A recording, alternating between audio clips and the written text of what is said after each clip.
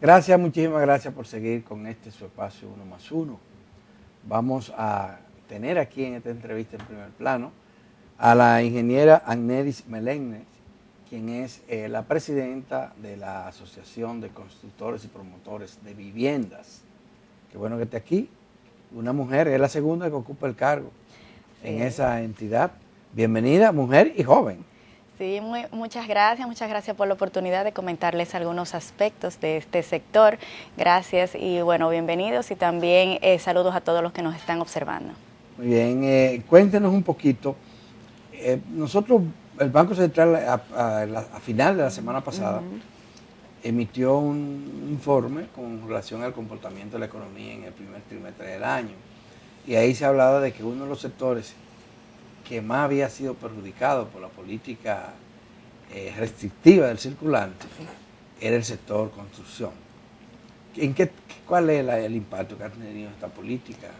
Sí, es una realidad. Bueno, la situación del sector de construcción, que mayoritariamente es de viviendas, es bastante retadora, pero a su vez tiene su enfoque esperanzador. Y ahora les voy a comentar un poquito. Sabemos que este sector, que representó a finales del año pasado, en el último trimestre, el 15.2% del PIB, sin embargo, ahora a principios de año, en este primer trimestre, ha presentado un decrecimiento importante. Eso es básicamente producto, como comentabas, de una política restrictiva en la cual se han aumentado las tasas de interés. Entonces, ¿cuál es el impacto de ese aumento de tasa de interés en el sector? Primeramente, ustedes saben que esto impacta en la demanda, en el sentido de que cuando un comprador va a financiar la vivienda, al final, cuando se le va a entregar, pues las cuotas aumentan. Y esto hace que muchas personas pues no puedan o acceder a la vivienda porque no pueden pagar la cuota aumentada, o de lo contrario, ya lo que tenían planificado, pues tampoco puedan cumplir con lo que tenían planificado de esa compra. Y a veces no califican, porque si tienen que pagar más, pues el banco pone mayores restricciones. Así es. ¿Pero en qué proporción se ha reducido la venta de viviendas en la construcción y ventas de viviendas? Sí, no hay un dato exacto. Sin embargo, sí les puedo comentar algo tomando en cuenta lo que ha sucedido a principios de años, que es la liberación del encaje legal, que básicamente mejora muchísimo las condiciones del acceso a la vivienda. Baja en más o menos 400 puntos la tasa de interés. Y se dice que cuando suceden temas como este, más o menos un 30% de la demanda, cuando se aumenta la tasa de interés así, un 30% de la demanda pudo haberse de alguna manera afectado por este tipo. Pero como la medida del encaje fueron precisamente a colaborar con una de las tipologías de vivienda, que es la vivienda de bajo costo, pues la verdad que fue un gran alivio recibir esa noticia a principios de año, porque favoreció un poco el sector. Claro, estas medidas, la del el encaje legal, fueron mayoritariamente para la adquisición de viviendas. Eso quiere dejar dicho que no afectaba tanto el tema de la inflación, que es el otro punto que les iba a comentar ahora, que es el aumento de los costos, que le iba a comentar ahora que es el segundo reto que ha enfrentado nuestro sector. Pero tenemos entendido que hay ambos casos tienen tendencias alentadoras. En el caso de los materiales de construcción, sobre todo los importados, han estado bajando de precio en los mercados internacionales y aquí también. Aquí se supone que debería reflejarse. Sí. A eso me refería en lo que es esperanzador. Por una parte, todos los economistas afirman que puede ser que las tasas de interés comiencen a bajar ahora en el segundo semestre. Por otro lado, en el caso de los materiales de construcción, ustedes tal vez han escuchado que un 40% o más de esos materiales del costo total de una vivienda son los materiales de obra gris. El acero, el cemento, el hormigón, los bloques. Este 40% o más, o sea, la mayor parte del costo, no ha disminuido en absoluto en los últimos tiempos. Es al revés. Si vemos las estadísticas, desde los precios prepandemia hasta el día de hoy han aumentado entre un 50 y un 70%. Y las disminuciones que en su momento se dieron fueron muy mínimas. Entonces, hemos visto una reducción. ¿Y cómo se explica eso, perdón, Agneris? Porque teníamos entendido, o sea, después de la pandemia, lo lógico era que entrara en un proceso de crecimiento de los costos. Inclusive en algún momento hasta se anunció. Sí, sí, sí. De hecho, hay otros costos que han bajado. Por ejemplo, comentabas hace un momento que por los fletes que han bajado, hay materiales de la terminación que han disminuido. Pero en el caso de estos materiales de obra gris, no ha sucedido. Cemento y varilla no son dos componentes clave básicos en la construcción. Más del casi el 50% de los costos de esto, dependiendo de la tipología. Se ha mantenido, bueno, se incrementaron durante la pandemia Muchísimo. y durante los primer año de la guerra. El conflicto bélico afectó mucho. Pero se supone que hay una mayor oferta en los mercados internacionales, bajaron los costos de los fletes. ¿Qué pasa que aquí no...? Bueno, nosotros nos encontramos en las expectativas de que en cualquier momento vengan esas noticias positivas, porque la realidad... no han llegado. No han llegado las noticias positivas. ¿Y qué explicaciones le dan los ferreteros, la fábrica de cementos?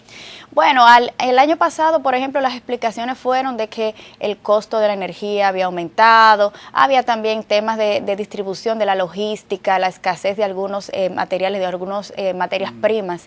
Sin embargo, en el momento actual, la verdad es que estamos a la espera de esas buenas noticias. ¿Y ustedes han planteado este tema a las autoridades correspondientes? Sí, claro, las autoridades están conscientes, están muy conscientes. Ellos también están a la espera de que, bueno, de que cada quien ponga de su parte. Sabemos que en toda negociación, incluyendo también en la producción y en la venta de materiales, pues todos tenemos que de alguna manera flexibilizarnos. Y yo creo que eso es lo que estamos en espera. El mercado de la vivienda ha ido creciendo y además diversificándose en cuanto a calidad de las viviendas, al tipo de viviendas y diversificándose también en el territorio. Ya antes, haber un proyecto multifamiliar, eso era la capital y Santiago, pero ahora los encontramos en muchos lugares o urbanizaciones hechas por el sector privado. ¿Eso se mantiene todavía o la crisis afecta también esas áreas? No, eso es una gran realidad. Aquí la vivienda y la construcción en general se ha diversificado en todas las regiones de nuestro país. Vemos, por ejemplo, proyectos, hace poquito ustedes vieron en las noticias que en Pedernales se va a comenzar un gran auge de la construcción. En el este del país, históricamente ha habido mucha construcción, sobre todo de la parte turística, pero también de la segunda vivienda. Y ahora, después de la pandemia, hemos observado también que muchas personas se han abocado, muchas familias han valorado lo que es tener una vivienda cómoda, digna, y eso significa que tal vez la segunda vivienda o su propia vivienda pues le dan más valor, y entonces de ahí es que ha venido un boom en la construcción luego de la pandemia. Claro, con los retos que comenté del alto costo de los materiales. En la pandemia también el boom estaba estimulado por otras cosas. Sí. La tasa estaba en el suelo, la tasa de interés estaba en el suelo y había dinero disponible. Era lo contrario ahora. Para que la gente invirtiera. Contrario a lo que ha pasado después, sube la tasa de interés, el dinero es casi... Y los costos siguen arriba. Sí, el panorama, vuelvo y repito, no es tampoco tan desalentador. Tenemos que, lo que ha sucedido en estos últimos meses ha sido coyuntural, ha sido momentáneo. Va a comenzar a variar esas situaciones. Y en ese sentido, según vayan variando, pues el sector seguirá en crecimiento como lo ha hecho. En el mundo, porque la verdad lo que pasa aquí no es aislado, atípico, lo que pasa sí. en el resto del mundo. Se ha hablado que todas estas políticas restrictivas de incremento de la tasa de interés, no local sino global, frenan la inflación. Y ya en muchos países comienza a reducirse la inflación. Pero existe el temor de una recesión económica, de que disminuya el ritmo de la economía. Y si disminuye el ritmo de la economía, todos los sectores podrían ser afectados. Bueno, y aquí los resultados económicos del primer cuatrimestre nos dicen que está bajando el ritmo de crecimiento de la economía y que podríamos entrar inclusive en crisis. ¿Y ustedes qué prevén? No. La realidad es que nosotros hemos confiado plenamente en esas medidas restrictivas y se han observado los resultados. Entendemos que ha sido lesivo para nuestro sector, lo entendemos. También sabemos que ha sido coyuntural y momentáneo, como les comentaba. Pero las políticas nosotros las hemos apoyado porque la tendencia alcista del costo de los materiales de construcción era insostenible. Y eso es lo que ha sucedido. Hablamos que de una inflación de un 10 hasta un 6 y tanto que había en el trimestre trimestre pasado, estamos bajando y creo que a la mitad. Estamos casi a la mitad. Incluso la idea es que pase el umbral del 4%, de menor del 4%, que es lo que esperamos nosotros también. O sea que definitivamente entendemos... Pero esa disminución de la inflación, según usted nos cuenta, no se refleja en los materiales. En algunos materiales, o en la que es más importante, que es la obra gris, los materiales de obra gris, el cemento y el acero. Cemento, varilla, bloques, hormigón. Que son los componentes, no pero esos son justamente los insumos principales para la construcción. Es lo que comentaba, que si vemos entonces la inflación a nivel general, pues podemos, pero un chin, no. La mano de obra, el año pasado solamente aumentó entre un 24 y un 30%, solo la mano de obra. Entonces, estamos hablando de que la situación, como dije, es retadora. Sin embargo, estamos esperanzados en que de verdad el sector de la construcción de vivienda es muy resiliente. Lo ha demostrado en años anteriores y entendemos que va a seguir siendo así. En un momento, Anneris, el gobierno anunció una política de construcción de viviendas sumamente agresiva. Se puso una meta altísima, se hablaba en ese entonces de 74,000 viviendas. Y como parte también de esa política de alianza público-privada, por supuesto que se contemplaba la participación de ustedes y otros sectores. A mí me gustaría que un poco pudiéramos pasar balance a cómo se ha dinamizado, cómo se ha ido ejecutando este proyecto. Sí, claro. Son dos proyectos básicamente, el de Mi Vivienda y el de Familia Feliz. Exacto. Ambos proyectos son de índole público-privado, porque tienen un componente público y un un privado. Sector privado. Exacto, y bueno, con unos acuerdos. Lo subsidia el Estado. La realidad es que han sido proyectos muy buenos, muy favorables. También se han visto ralentizados por la misma situación. Recordemos que no escapa a la realidad de la vivienda en general. El aumento de los costos que hablamos, el aumento de las tasas de interés. Y en ese sentido puede que haya mermado un poco que las expectativas que se tenían. ¿Hay cifra de eso? Las cifras no las conozco perfectamente porque son del sector público, no tanto del privado. Sin embargo, tengo entendido que la cantidad de viviendas que ellos esperaban en los primeros 2 años tal vez no la han podido lograr debido a esos factores. Sí se entiende que ahora, con el cambio que se está dando, pues puedan tal vez hasta ponerse al día en lo que tenían previsto. Bueno, ahí ahorita comentábamos nosotros una información que publican hoy los medios, que la dio ayer el Banco Central. Y es que las remesas siguen incrementándose en la República Dominicana, siguen aumentando, siguen llegando. Y una gran parte de esas remesas se destina a construir viviendas. Vamos a hablar de eso después de esta pausa.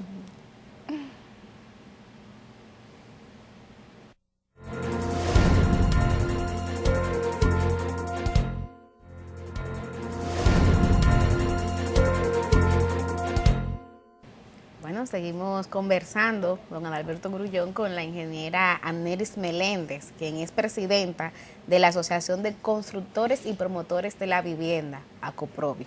Antes de la pausa, tú le hacías una pregunta muy interesante, que era la valoración de la información que dio el Banco Central, de que el primer cuatrimestre las remesas experimentaron un crecimiento que en monto implica 3.300 millones de dólares. Uno sabe que parte importante del sector al que va este dinero es justamente al sector construcción. Me gustaría que valorara un poco el impacto. Sí. Tradicionalmente el dominicano le gusta tener su casa propia. Y si migra hacia el exterior, con más fe quisiera tener un pedacito de su tierra. O sea que definitivamente cada vez que se aumenta estas remesas a nuestro país, pues favorece el sector de una u otra forma, sea porque las personas de alguna manera comiencen a adquirir una propiedad, o sea porque comiencen a pagar la que ya tenían pensada adquirir. La realidad es esa, sí, las remesas en nuestro país favorecen mucho las ventas en el sector. Y hablé ahorita también del tema de la distribución en el territorio de las viviendas nuevas. Yo conozco muchos casos de los pueblos que se están construyendo viviendas nuevas, pero las grandes empresas no están involucradas en muchos casos.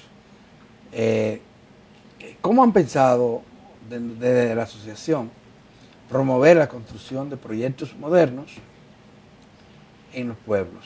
Eso ha ido cambiando mucho, esa realidad que comentas, porque si bien es cierto que, claro, en las que son las metrópolis, vamos a ponerlo de esa manera, en lo que son los centros, tanto turísticos, bueno, pues lideran la construcción de viviendas. Sin embargo, con estos planes, por ejemplo, que comentamos hace un momento de Familia Feliz, de Mi Vivienda, se ha atomizado la construcción a nivel nacional y sobre todo porque donde hay necesidad de vivienda, el promotor va a vender.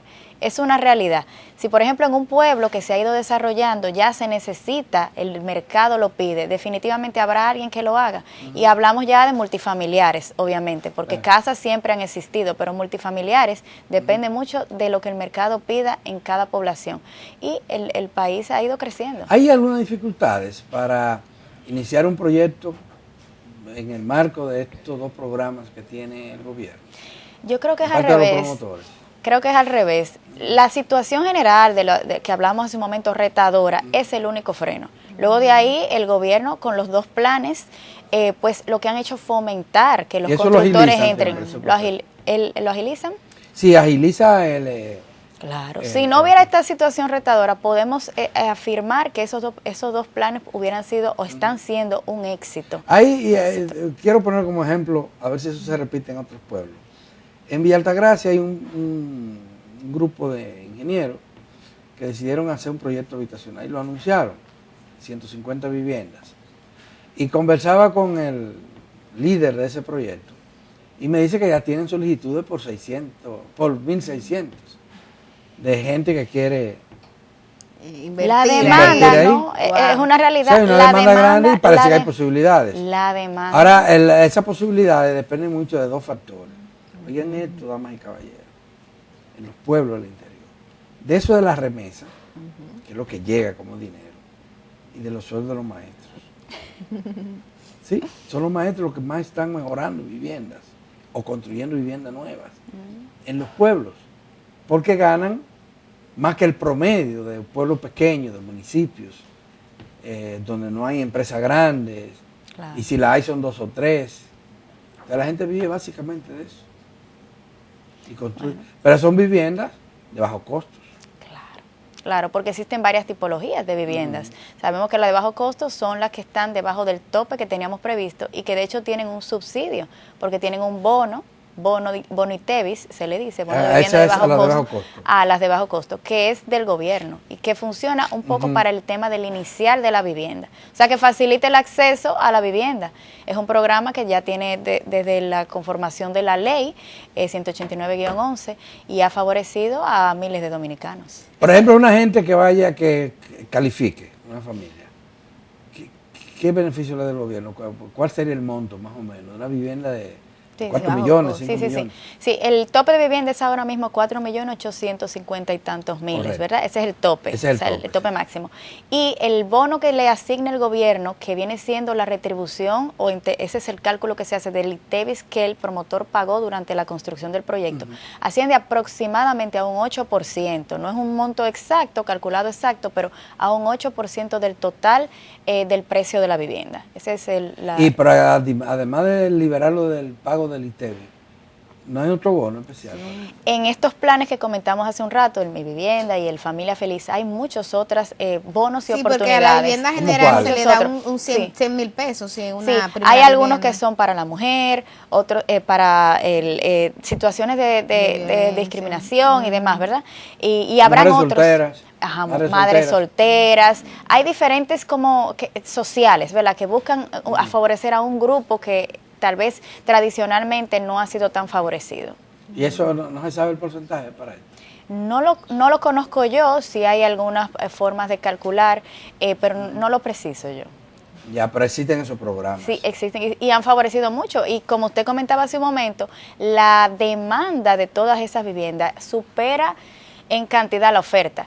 Aquí, para poder acercar el déficit habitacional, que es básicamente esa demanda, con la oferta, lo que necesitamos es que todas esas condiciones que afectan al sector, como a los altos costos, que afectan que los constructores puedan entregar a tiempo o garantizar los precios, y también el tema de la situación de las tasas de interés. Cuando esos factores comiencen de alguna manera a favorecer el sector, pues ya veremos que se va a ir acercando. Que eso va a comenzar pronto. Y sí, yo espero que para el el próximo semestre. Amneris, que una condición que incide de manera negativa en otros sectores, como es la burocracia, el tema, por ejemplo, de agilización de permisos, papeleo, en este sector actualmente no se presenta como un reto. ¿Está resuelto eso? No, eso no está resuelto. Han habido grandes avances, porque de hecho tenemos ahora una ventanilla única ampliada, que es hasta cierto punto reciente. Anteriormente solo aplicaba a vivienda de bajo costo y ahora se ha ampliado a todas las tipologías, pero todavía sigue siendo un gran reto.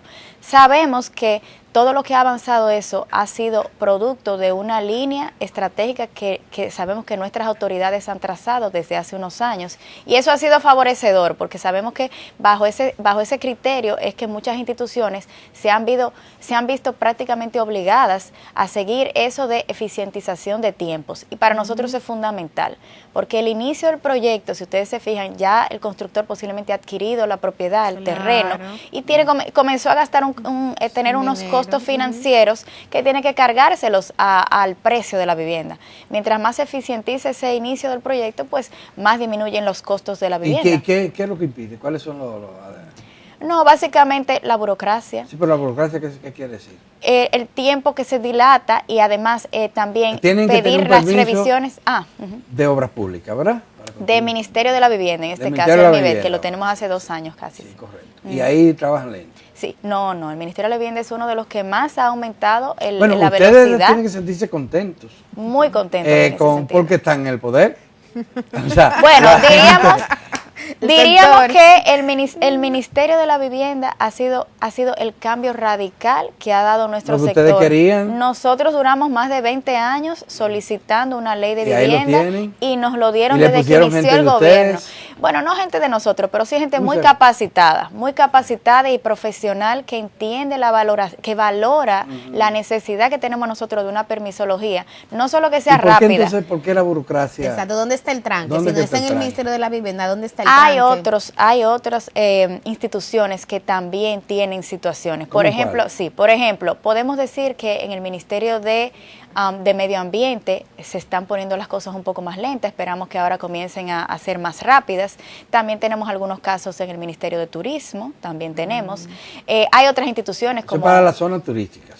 En el caso de turismo sí, pero medio ambiente no, medio ambiente aplica a todas partes. Sí, y la alcaldía, porque hay algunos permisos que igual tienen que, a pesar de que están en vivienda, tienen que también tener... Iba a comentar eso, el inicio de todo proyecto es en las alcaldías, y si bien es cierto que tal vez en Santo Domingo Centro, en el Distrito Nacional, no tenemos que llegar a eso, ya esas son prácticas que, como usted comentaba en el segmento anterior, han ido desapareciendo. La realidad es... no totalmente. Ahí es que iba a comentar. Yo conozco de casos de... En Distrito Nacional, la verdad que se ha visto un cambio radical. De hecho, hay unas nuevas normativas que ellos están de alguna manera empujando y nosotros estamos apoyando para que la ciudad se modernice. En Santiago también ha aumentado muchísimo el ritmo de todo lo que es la permisología. Sin embargo, en el resto de las municipalidades tal vez no han contado con el apoyo posiblemente económico o profesional para poder avanzar de una manera más moderna. Uno de los temas que tiene que cuidar el medio ambiente, que a veces resulta difícil, es el tema que tiene que ver con los desechos sanitarios, el destino de esos desechos sanitarios, que no siempre los proyectos lo tienen bien definido. Sí. La realidad es que no es el proyecto. Los proyectos, cuando son aprobados ya por el MIBET, por el Ministerio de la Vivienda, deben de tener su solución que funcione y luego son aprobados por la casa o por la corporación de donde se esté desarrollando el proyecto. El tema aquí es que tenemos muchos años, y esto es algo de la sociedad, pues pidiendo que se haga un alcantarillado y un sistema de alcantarillado que llegue a todas partes.